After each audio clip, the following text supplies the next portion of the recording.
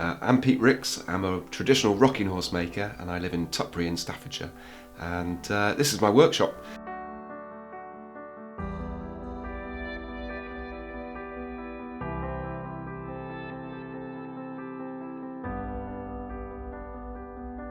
I started wood carving when I was 14, when I was at school, and I was taught by a woodcarver called Martin Turner, and he showed me the basics of wood carving, and I continued that into my 20s. I started making rocking horses about 6 years ago, and when I first began, like with any skill, new skill, I was absolutely terrible at it. I took so long to create anything. A head would take me over 6 days to create. Now I can do one in about 3 days. But you know, you kind of hone those skills, get better and better, and you will become faster and faster at it.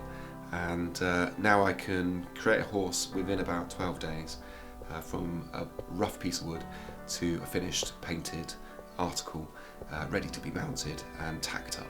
My rocking horses are made in a very traditional way.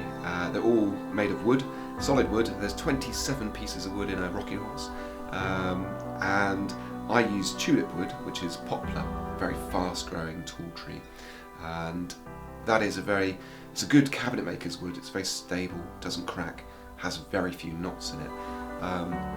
So I use tulip wood for the horses, and I use oak for the stand that the horse goes on, and I also use a bit of beech for the legs, for the strength in the legs. And you could pop a Victorian rocking horse maker in this workshop and they would know exactly what was going on. There's nothing that's changed from 150 years.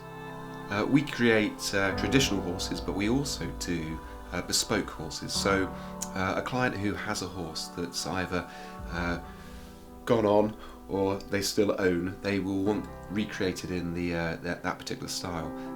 One of my favourite horses that I've done recently was a horse with a fully removable saddle that was made by a master saddle maker in Devon, and this horse was completely bespoke. You could take the saddle off, you could take the martingale off, and it looked absolutely fantastic.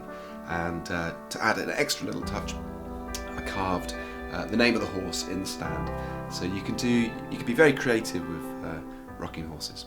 So my job in the business is to create all the woodworking, do all the wood carving.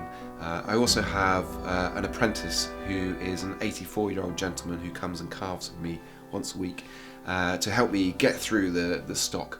And Mick helps me rough out the heads, so it saves me a few days. I also have my wife Anna, who does all the painting on the horses, and she's pretty good at that. And my 6-year-old daughter Eva, she names all the horses, and we have some interesting names. We've had Onion, Screwdriver, and Snow White, to name a few. 20 years as a graphic designer, and I decided to change my career and become a woodcarver.